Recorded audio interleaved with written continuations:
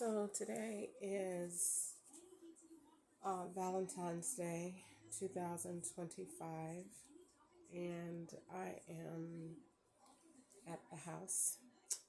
I'm going to turn this away from me because I don't like to put my face right on the camera. So I'm going to turn this a little bit so that my face is not on it, and then I'm going to be in the video.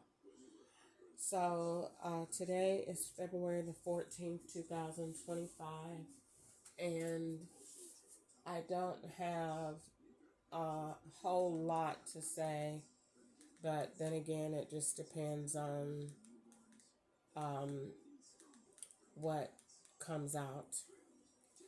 So let me turn this TV down some. All right. So first thing is first, let me take a Motrin because um,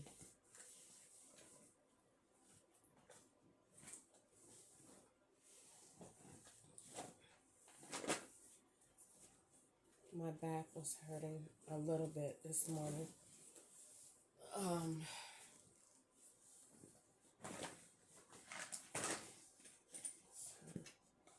if I can find them.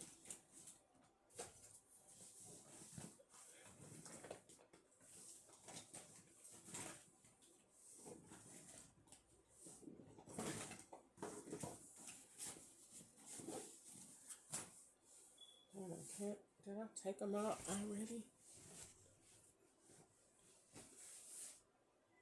I don't see them in my bag. Oh, here they go. All right. So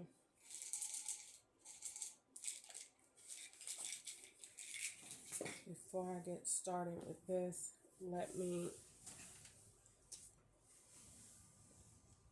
get situated.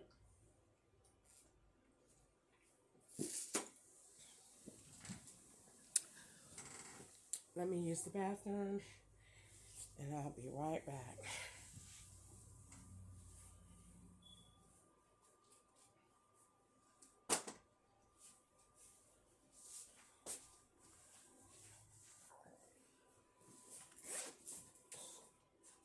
Ooh, up.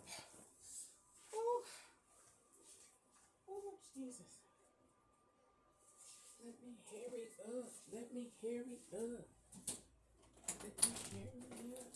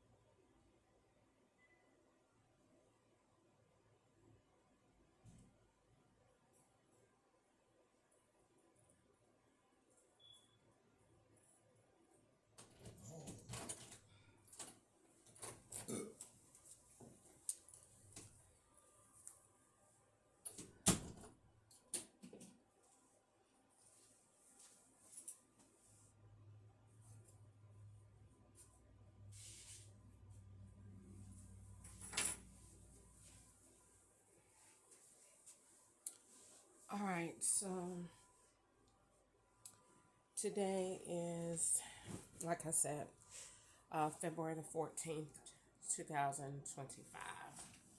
And I'm at home. I'm in Riverdale, Georgia. And I am making this video to kind of talk about what's going on today, where I am, what's going on, blah, blah, blah. And first, let me get my notebook and check in really quick.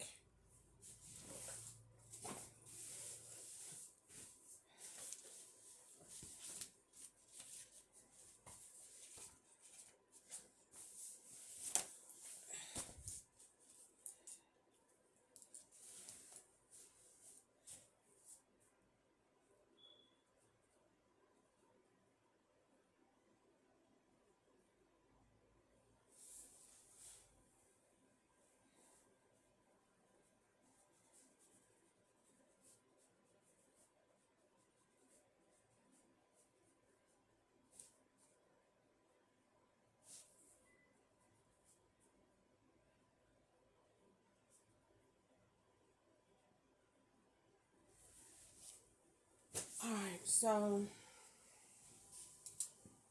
today, like I said, it's 12:30. I woke up getting ready to leave. The Uber and Lyft rates were staged insanely high so that I wouldn't leave. I did not want to catch the bus because I didn't want to swap with last year on this day. So basically, what Georgia is doing is making me live every day over again in the period that they want, in the state that they want, with the phones that they want, making me do what they want in so many words. And so the way to describe that is, let's say last year, which is truth, it's a fact, in February, on this day, 2024, I was homeless with nowhere to stay, and I stayed the night, I think, at the airport or at the Marriott, somewhere in that area, and not in a room and not booked in a room. I was nowhere to stay. I think I stayed at the airport and then got up and went to the Marriott Hotel to have some coffee and a banana, and I went to go get dressed in the bathroom to wash up and to put my makeup on and all of that. So that's where I was on the morning of Valentine's Day. So what they do is go back and say, okay, she was at the hotel on that day. All right, let's go ahead and get a guy. So they will get a guy, and the guy will message me through an email. And then the guy, or on a text, and say, hey, you want to go to a hotel, and then won't follow through. They will chop that part out. And so they will, basically, this is what I call bleeding into a story. So bleeding into a narrative. And so you take that and you say, okay, you want to go to a hotel, or you want to do this, or they could have took Easter's being at the hotel last Friday. They could have took Easter to say, okay, you at a hotel, we could use a guy at that time, because a white man did come to the elevator and then walk off. So you could take that guy, he can send the email, we could put his face on that, then we could take her standing here, we could swap her in the hotel with Easter, then we could put the guy in the hotel with Easter, then we have the text, we have the email, then we have the hotel, and then we have an event, and then all we have to do is backdate it and put the times in the slots where we need them to be. And that's what they do. So today, I didn't really want to ride on MARTA. I was going to my storage, but that's not an emergency. I just wanted to get out of the house because I hate feeling like there is something in here that is meant to sabotage my health. So I hate feeling like that and feeling like I'm in here allowing it to go on when I know that it's not good if nobody else is doing it. Ketchup does not stay in this room at all. When he comes over here, he is flying out of here. And I noticed when Easter came over here, she didn't come in the room either, not even to look around. She sat at the door and never once came in the room. So it leads me to believe there's something in here that would be conducive to the threats that are made to me. So I wanted to just get up, to just get out of the house, to get out of the situation, to just get out of Riverdale for a second and just to think and just clear my mind and figure out, what I wanted to do. Yesterday, I woke up feeling, and throughout the day, I felt very motivated and assured that I, will be okay in the situation. And I still feel like that. It's just that yesterday, I had a twinge in my back, and then today I did. And I write in my notebook every day anything that I feel. If I wake up and my tongue is numb, I write it.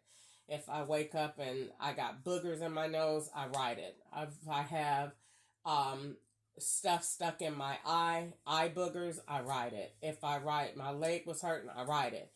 Anything that is going on with my health, I write it. So yesterday and today I had that twinge. So the first thing I do was look at, what did you eat? I ate Brussels sprouts from Walmart and chicken. Okay, did the law know you were going to buy Brussels sprouts? Yes. So could it have been something in the Brussels sprouts? Could be. But I noticed since Sunday it has been the poison in the food is different and it's more. And it happened, it could have happened the week of the Super Bowl, but I want to say it happened Sunday. When I ordered the food from JJ's Fish, it was bad. I ordered it again just because I wanted a timestamp because I knew I was being traveled somewhere Sunday and I needed to have a stamp. Even though Uber Eats is not reliable and they're not credible, they will make anything false. But I still needed to do it anyway, so I did it anyway. And to see what car would come, to see how I'm being associated. So I ordered Uber Eats Sunday and it was poison. It was like the poison that make you feel bloated, that made me constipated. And then I ordered the Chick-fil-A salad, and then it was the opposite poison. It made me go to the bathroom. So it was the total opposite. So after that, it kind of just went to, everything that I eat, like I ate the Chick-fil-A sandwich today. It left like a burning / numbness in my mouth. It almost feels like the cooling sensation of a cough drop, but it also feels like something that I ate that is obviously not agreeing with me in some kind of way. And so I had that, and then that's it. And I really didn't want anything to eat. I wasn't hungry this morning, but I ordered it because I know that right now I'm not being staged here at this house in Riverdale. I know that for a fact, and I can feel it. When everything is just cleared out and the phone is too dry, and my calls are being forwarded out to another cell phone, and then the lives and the Facebook and all that is blocked. That's because I'm being traveled, and I'm somewhere else that I'm not here. So and then the TV. is a good indication, and then the tags is a good indication of where I am, where I'm traveling from. And then if I get a lot of emails, especially, I don't know why they like to be on the phone between 7 and 9, but 6 and 9 a.m. is hot time. I mean, I'm going to get a slew of emails, and then at least one person is going to text, or it's going to be a spam text, or it's going to be a bunch of emails. And then, and they use, like, make sure they use somebody credible. So when the phone is swapped, then you know that Strayer is not texting another phone. Well, that's exactly what's going on. That's why they use people that we know you attach to, so it'll look like you really got all these phones and devices that you're doing all of this stuff on, and then, blah blah blah, act like you're not doing nothing. So today I got up and I was very upset about the pain I felt in my back, and I wanted to go to the hospital, but I said, okay, if you go to the hospital and get checked, know that you're going to go into a spiral. Know that. So what is your point in going? Because the hospital is only going to say what they're told to say. They're not really going to do any work on you whatsoever. And they're probably going to tell you the absolute worst thing in the world that is not even true, because they want you to look like you're on your way out of here so that they can feel justified for what they did. So it's no sense in really going to the hospital when you're not going to see a real doctor. So it's no sense in going up there just to build something that is only going to end up stressing me out in the long run. So it's no sense in going. Whatever they say, God is the answer. So God knows what's going on. God knows when I got poisoned, who poisoned me, how many times I've been poisoned, what's going on in the air, what's in the vent, what's in the little heater. God knows all of that. So it's no sense in going anywhere beyond that until God tells me to go. So I did not go. Plus, I really don't want to be on MARTA today. So I went from there, and I called, because I was supposed to call the attorney on Thursday to check on Corey. That was the weirdest call that I've ever seen in my life. And he said something that was just mind-boggling to me, but I really don't want to get a lot into Corey. The only thing that I want to say about Corey is talking to an attorney about him and hearing the hesitation in the call, and hearing how that worked, and then they muted the call. So when they muted the call, I already know that this is an operation, because the call was muted. And I looked at the phone and they had muted it, and that means that they were just were a chop and an edit at that point. And it was at the point that he was asking me, can you come in? And I said, I'm in Atlanta, and they muted the call at that point so that they can go out and exit that, chop and screw it, and then know that that's where they need to blend two calls. And it's no telling who else was on the phone with their device, so that my voice is picking up on multiple devices when I talk. And then that person is actually saying what they want to be said, and then it's joined in and swapped. But either way, really don't want to talk about Corey too much, for the simple fact of I've never seen such a horrible place in my life.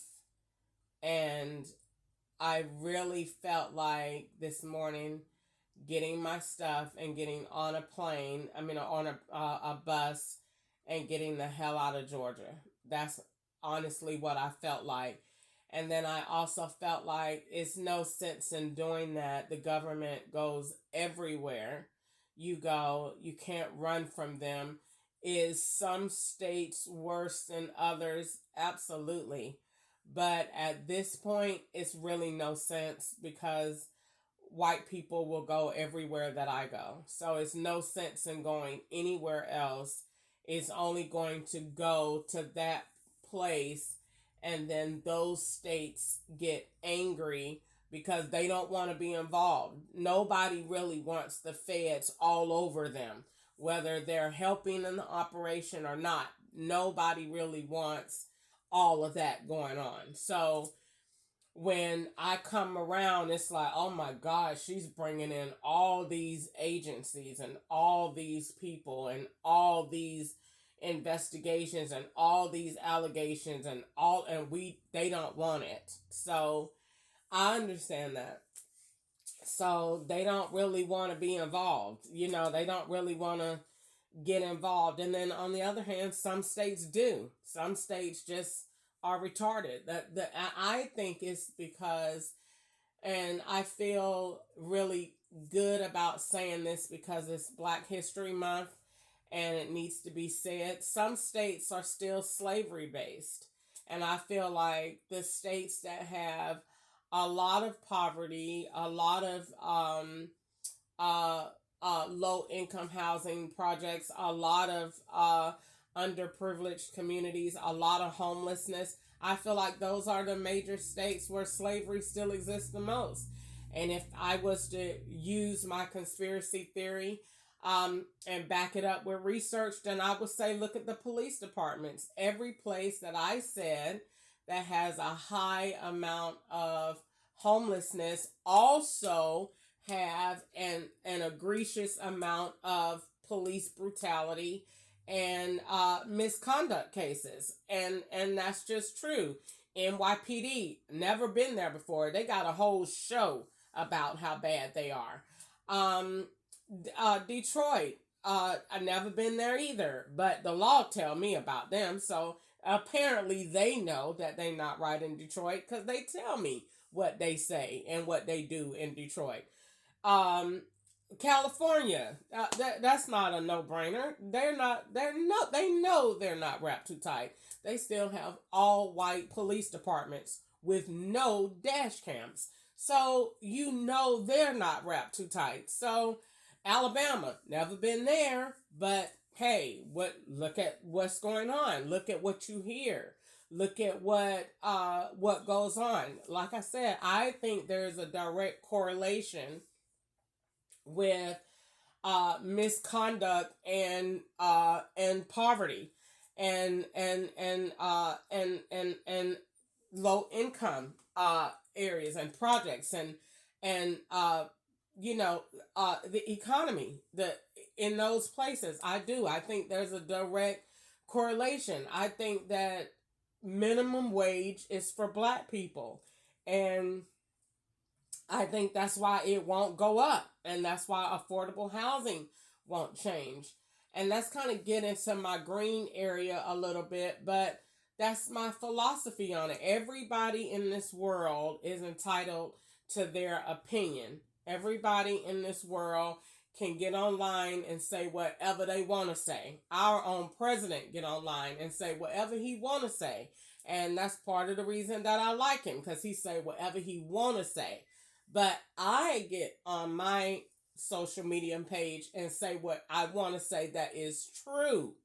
And I get blocked and I get threatened and I get poisoned and I get hated on and I can't get a job and I can't get my own bank account and I have to get stuck and poked and raped and all these different things when I'm only on here saying what is true. They get on TMZ and say a bunch of stuff that they don't even have no proof for, that they just saying. But I get on here and voice my opinion about a real life event that happened to me, and I get all of this injustice about it. And It's annoying because it's not, it's like in Georgia, they do not understand the United States Constitution anymore. And I get so offended by that. It brings me back to what I say all the time. If anything was to happen, can you live with your choice? Can I should I be quiet and not say nothing and wait to get in a prison where I know that they're going to give you shots and you'll never get out of there? So do I want to, or do I want to fight as much as I could fight out here? I think I'll fight out here. So if you were to die, is it worth it? Every bit of it. If they was to put you in a wheelchair for real, like they said, is that worth it? Every bit of it. As long as everybody know what's going on, I won. I won. Because I feel like let's say, because everybody in the world is hunting me right now. South Carolina, Georgia, they got me down there in Florida, they got me in California, just doing all of this stuff that they just making up garbage that's not going nowhere. It's all garbage, lies. I've only been to Florida one time with D and one time in 2016 with Ketchup, and I sat at the police station the entire time that I wasn't driving, coming back to Columbia to check the mail, and going back down there to get him out of jail that they staged him in so that could happen. Anytime there was any kind of payment issued with the Internal Revenue Service, they staged him out.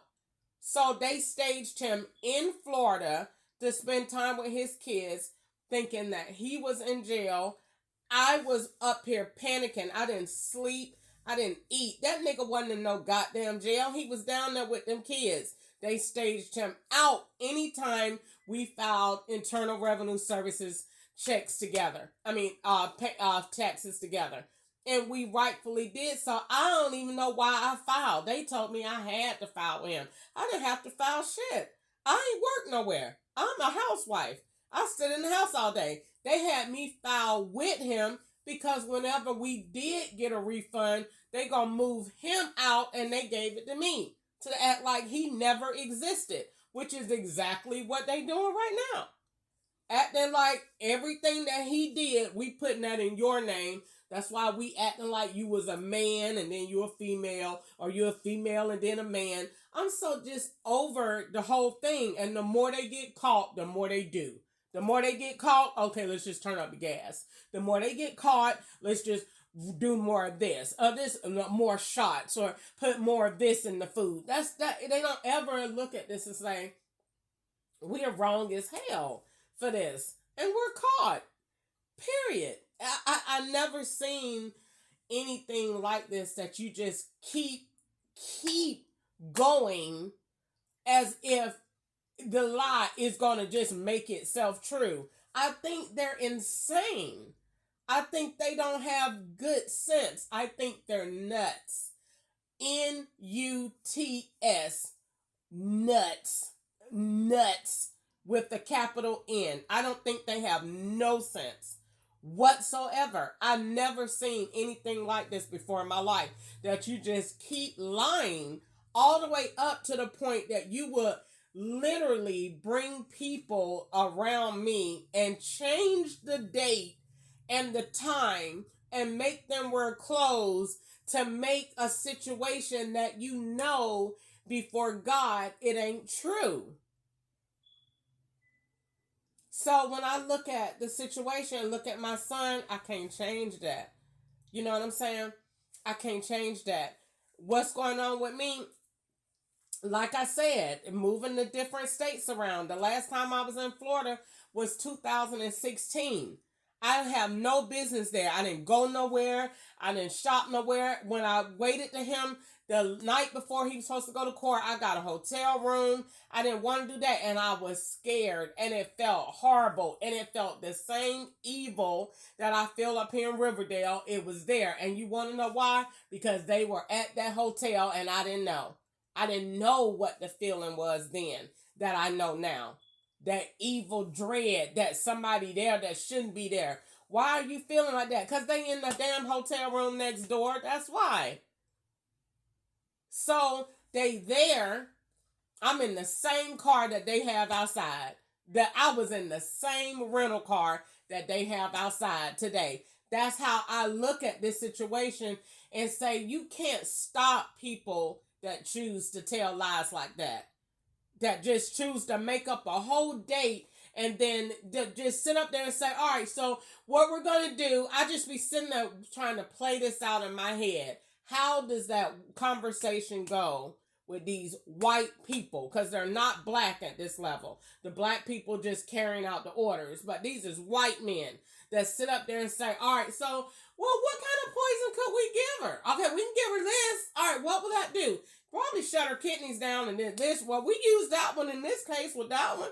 All right, so let's give her this poison and then let's do this and then change the date on this and get her sister to make this call. Give her that phone with that device and put that device down there in Florida and give her 2734 that was really Ketchup's card last year and then swap that over here and get Marta Bus to drive by and then get me a school bus at 3 o'clock to pick up children and then Uber Eats come at the same time the bus come. We gonna rewind the clock back, look like she going outside to meet her kids. Let me get some Mexican kids and then let me get some other like I just sit there and look at all this junk during the day. And by the end of the day, I went through about, I swear by the end of the day, I done went through about 1,000 swaps. I don't even have time to write down all of those swaps. I don't. Like I look at my notes and every time I look at my notebook and read my notebook, I'll be like, that don't say half of what's going on. You're not writing enough. And that's because it's too much to write. When I got Uber Eats, the car went, a black, white Charger go down this way. A black one come up this way. They got on your app that a Charger coming, but an SUV come. Like, you can't write all of that down all day long. A person came and sat out here in the yard and then left. The Uber didn't match this because the Uber that matched this account went to that house down there. So they sit up there and play with your mind because they say, okay, all right, she sees the black Charger now. Good. Write it down. Take the picture. So they take the picture of you and the black Charger when really it was the SUV that came. And the SUV that came don't even go with Uber Eats. The SUV that came go with the handicapped lady down the street. And then the handicapped lady down the street really don't even go with Uber. That's a whole medical ride. Care source. So you sitting up there just playing all of these different